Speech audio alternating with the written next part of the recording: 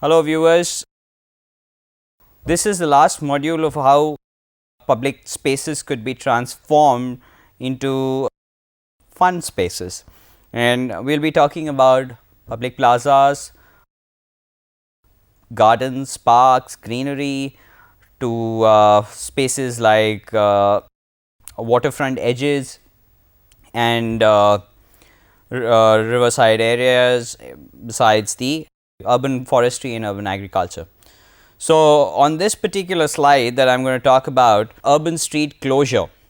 Now, one would think, why would you want to close the streets? Well, essentially street closure is necessary. Street closure, when I mean to say street closure, it's the streets are closed for motor vehicles. So, in this particular slide you see one photograph of Times Square, New York, which was essentially a motorized area, and here this is during Christmas, and where you have a large number of crowd enjoying the spirit of Christmas, shopping around, and of course this particular road is now closed for motor vehicle altogether, because Amanda Burden, the mayor of New York, had closed the street to the motor vehicles so that people could enjoy the streets. There is a link that I can share with you. It's called streetfilms.org. This particular website has movies on how streets could act as public plaza and public place where people could enjoy the streets. In this particular slide, I have shown that they have closed down certain streets to make it for where children could play, where pedestrians could enjoy that create that artificial lawn and enjoy the space, to make it an open market space where people could go and shop, farmer market streets and open streets where people could use non-motorized transport. So, this is being done essentially in India as well, where we have sort of reclaimed the street space for a short duration. This is an example of Rahagiri, which was started in this movement was started last year sometime in September in a city called Gurgaon, which is a motor vehicle predominantly motor vehicle city, where a lot of cars and a lot of motor vehicle is used around. And here you would see that people use cycles, they do Zumba, they do yoga, and you have even the space for a stage where people could perform. A similar kind of movements have happened in parts of other cities as well, like Rahe in Pune, and soon they are going to do it in Bombay as well, in Bandra, and they have done it in the past in a city like Chennai, where they closed down the beachfront for only cycles and only pedestrians, which is a great movement. This is a great way of people reclaiming public plazas and public places for the benefit and enjoying the benefit of the public plaza and public spaces.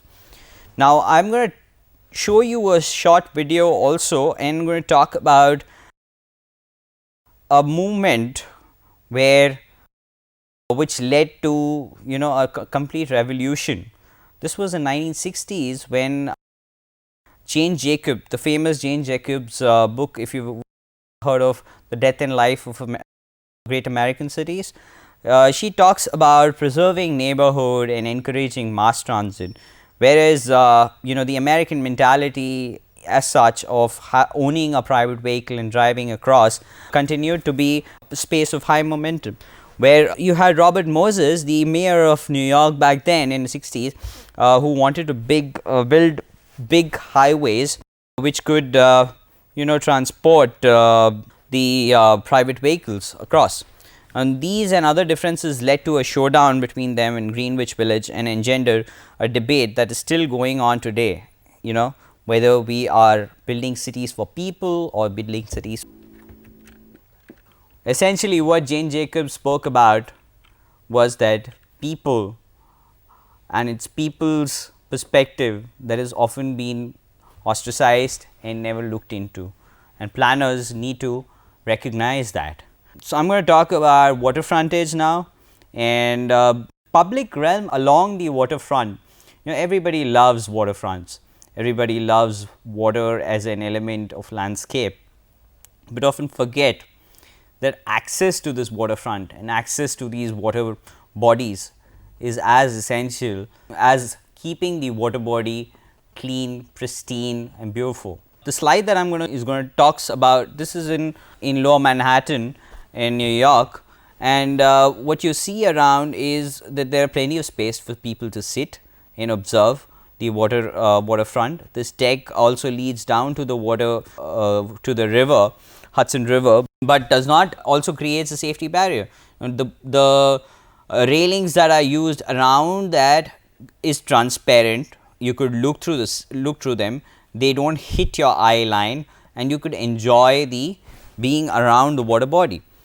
This is how our Indian context of how we access our river.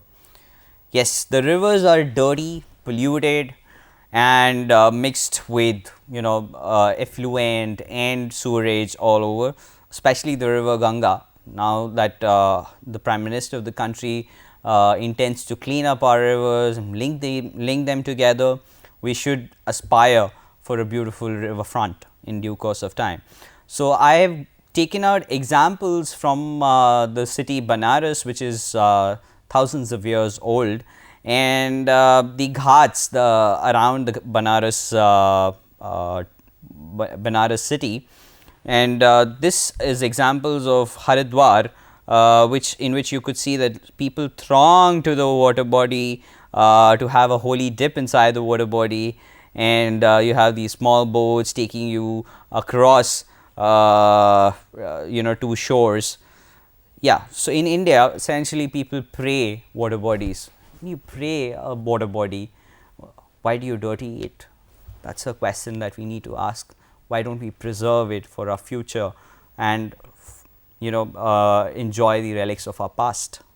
So, another waterfront in New York, the essentials of the design of this particular waterfront that you see are these lamps, which even during the night or early evenings, you could enjoy the public space around it, and the railing is designed in such a manner that it acts as a platform for people to keep their stuff, to if they bring in and want to work from this kind of ambient environment, they could do so. The next, the recent and the most successful riverfront development in our country is the Sabarmati riverfront development. Essentially Sabarmati dried up, and they brought the Narmada water through a canal into the Sabarmati, which is essentially a lake. It's a 21-kilometer long frontage, and it's been barricaded by a concrete wall all across, so that this water or the river could be streamlined.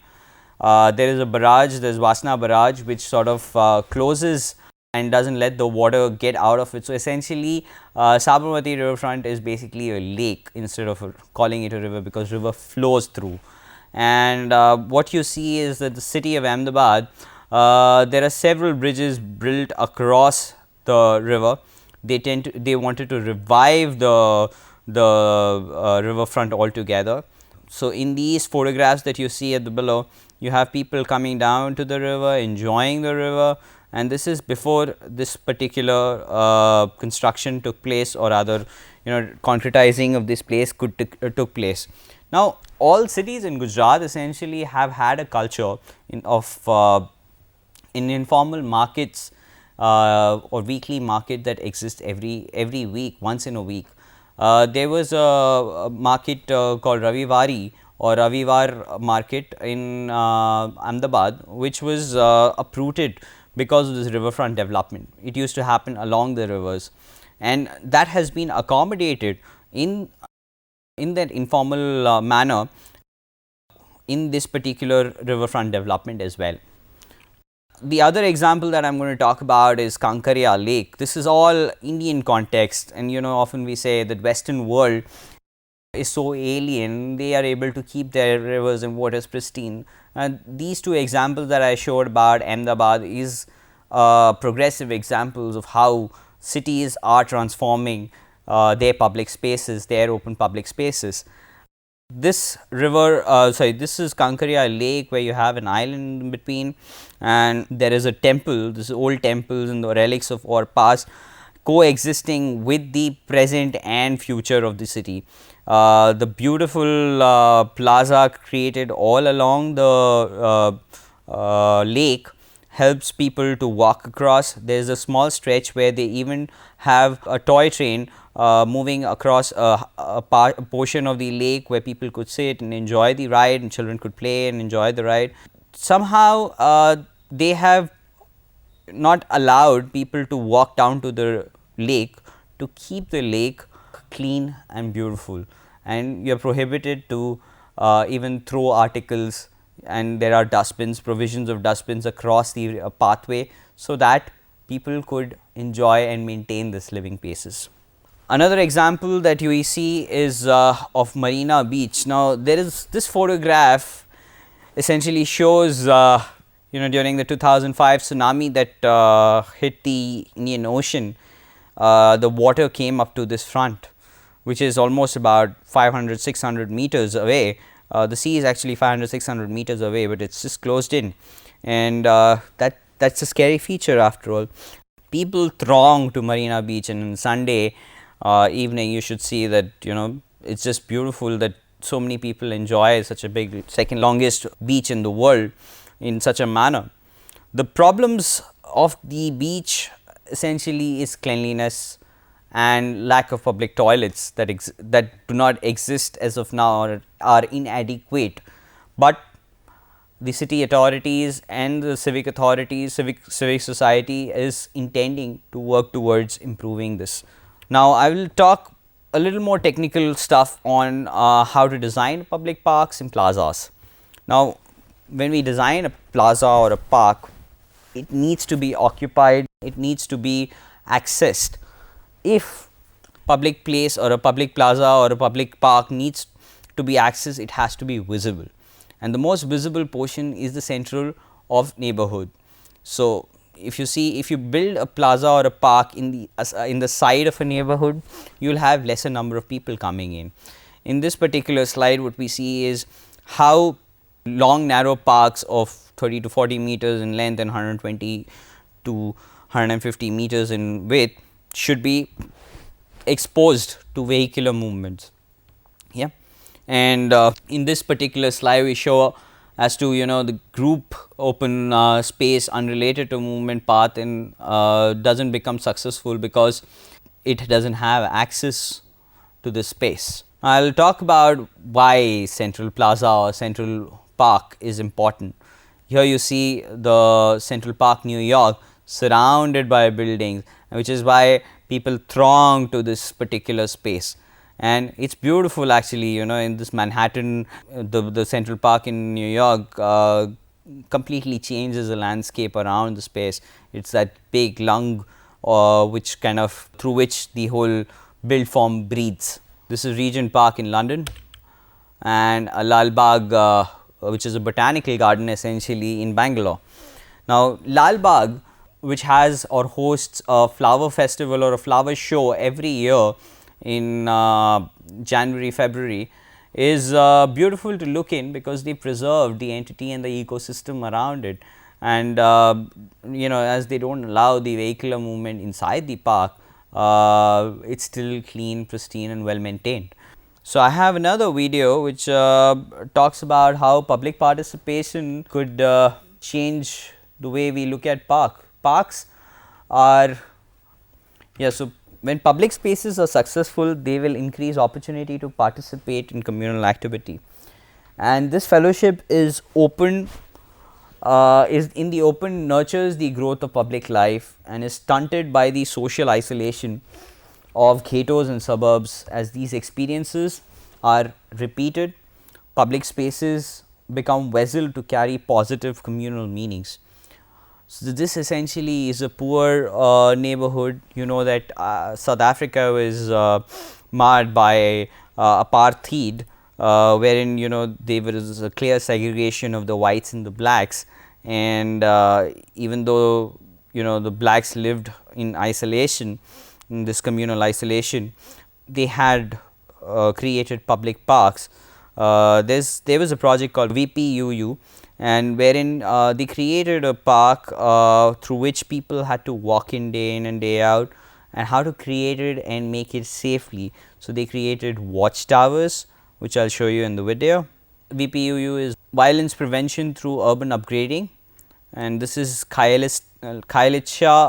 This is a slum sort of area in Cape Town, South Africa, and the design of the park was in such a way that you had clear access in great movement. So this is the park. Look at it, how it's been lit. You understand that there are no street lights otherwise in the society, and when you have to walk through a dark phase, you know, it leads to crime. And these are the watchtowers across both sides of the park, where essentially everybody knows that it's being viewed and watched, and people tend to enjoy it. This is a life size model of the park and the watchtower, and if you see on both corners of the park, you have the watchtower. These are the built examples of watchtower. So even when you're making a design of a park, it should not become a derelict space. You know, in our cities, we have several derelict space or dead spaces that we call it, which in turn gives chance for antisocial elements to, you know, do things. In the next slide, I will be talking about a small park called Paley Park in New York, which completely transformed this small block in New York. So people used to come to the small park with their because these were movable chairs, and people could sit around, change the chairs the way they wanted it, and you had this tree cover and a lot of green space around, which completely transformed the block in general. Now we'll talk about, very quickly we'll talk about public plazas and the details that needs to be observed during public plazas. These kind of plazas essentially are created to give the built space more hierarchy. If you see, there are no sitting spaces, inadequate greenery, no water body. These are essentially eases the work of the developer, so that he has less maintenance, and even architects love it because it highlights their building more than highlighting people in the spaces. I have another video which talks about this public plaza, and everybody would recognize this design by Anish Kapoor. It's called the Cloud. People throng to this stainless steel sculpture because they see their reflection, and it's just interesting how people look at it. Yeah, and this is right outside the Seagram building plaza. This has been later addition. So here you have, you know, people enjoying the space altogether, walking in that the sun gleaming onto the water, and nice stormwater drain, so the water doesn't stop and doesn't cluster. We'll speak about this, and this is skyline of New York City in general, and the metro coming in as a transport medium. Thank you. Getting back to where we were, how our public plazas exist. Again, another example from Ahmedabad. Given a lot of examples from Ahmedabad because I am so familiar with the city, not because of anything else. Okay, so this is Manek Chowk. Now it's a small plaza that transforms, you know, at different times of the day. During the day, it acts as a parking lot or a parking space where the informal street vendors or street vendors with the carts move around selling bangles and jewelry, attracting women tourists around that area. And around this plaza, you basically have these jewelry shops or gold jewelry shops or pawn shops. Now what happens is, early in the morning the sweepers sweep the space, and they are called gold diggers because they basically essentially look for the powder, the gold powder of that area. And during the night this space transforms into a hustle bustle of people, because you have nice eateries and it's open all night, almost till 1:30 you could go around at night and have the local cuisine and delicacies of Gujarat. Another example of a square which would otherwise not attract many people is Tahrir Square, well known for the 2011 people's movement to remove Hosni Mubarak, the then president of Egypt.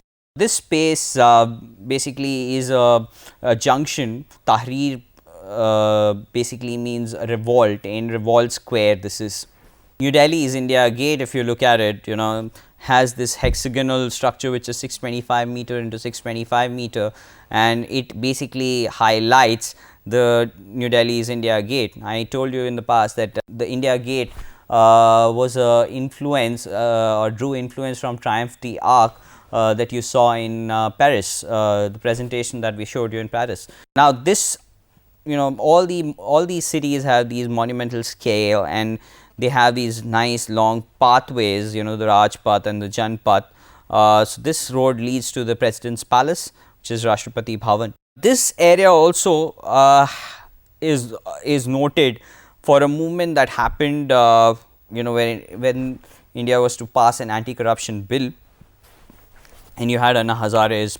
I'll show you another video wherein people have protested a line which was otherwise not accessed. It was in a dire strait altogether, and people brought in, they created a Friends of High Line, and essentially people got together and transformed High Line altogether.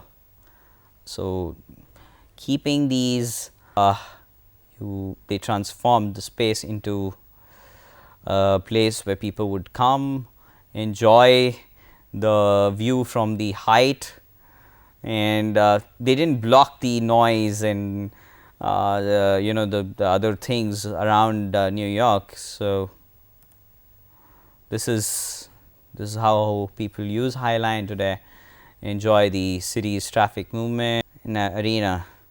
They've segregated the landscape with the hardscape completely. Yeah. So I am coming to the last section of my presentation, which is coming together as a beginning, keeping together as a process, and working together is success. This is what Henry Ford talked about, and High Line was all about people saving their heritage and stuff. Talking about urban forestry and agriculture, it said that we must grow some part of our food, because we may go to a doctor or a lawyer or an architect or anybody once in a lifetime, but we eat the fruits and vegetables and food every day. So and at least 3 times a day. So we should grow some part of our food every day. So if you're talking about social justice, it has to encompass the food that we eat, the people that grow the food, how they treat it, their health benefits, their wages. So the movement starting to grow food has to blossom, and it should be into a social justice conscious. The garden suggested there might be a place where we can meet nature halfway. This is Michael Pollan talking about gardening and usage of space. And I'll just quickly run through what is the necessity of trees in urban areas. It's a reservoir of urban biodiversity. It ameliorates urban heat island effect, which otherwise attracts a lot of heat because of the built space. It reduces flooding due to stormwater drain.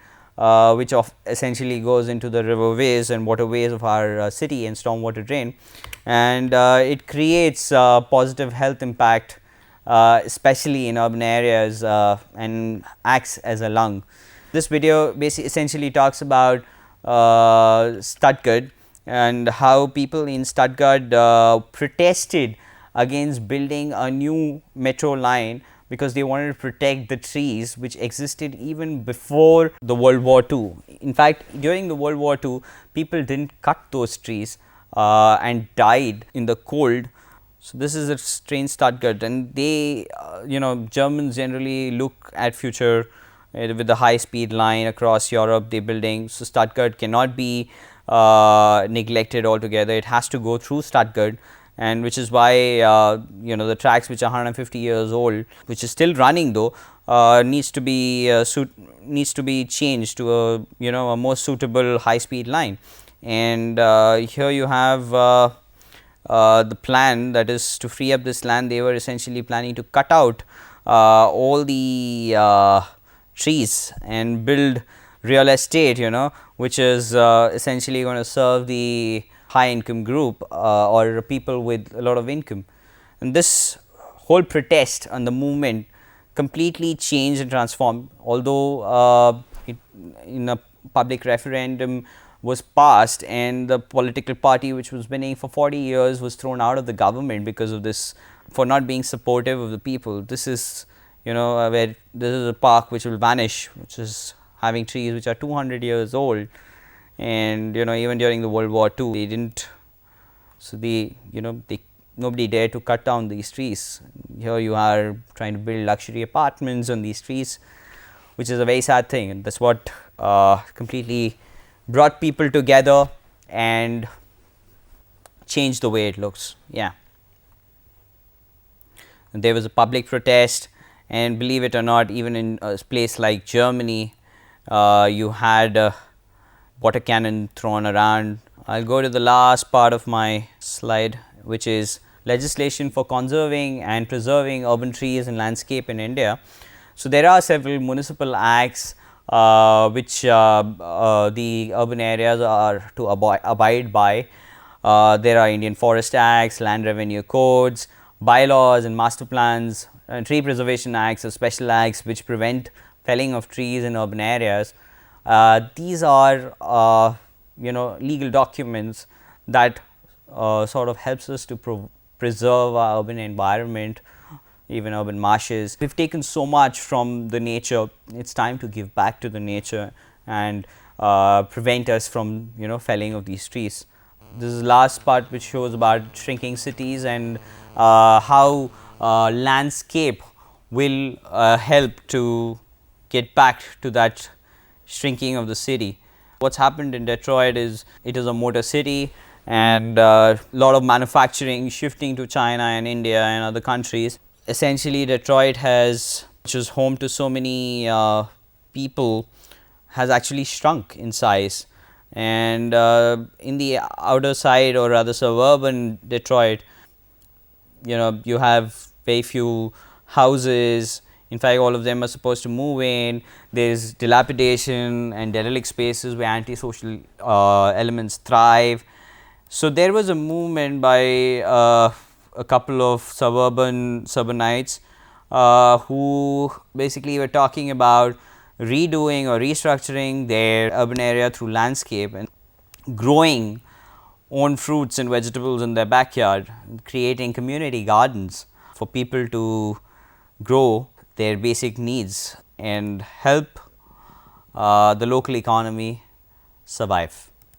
That's about it. Thank you.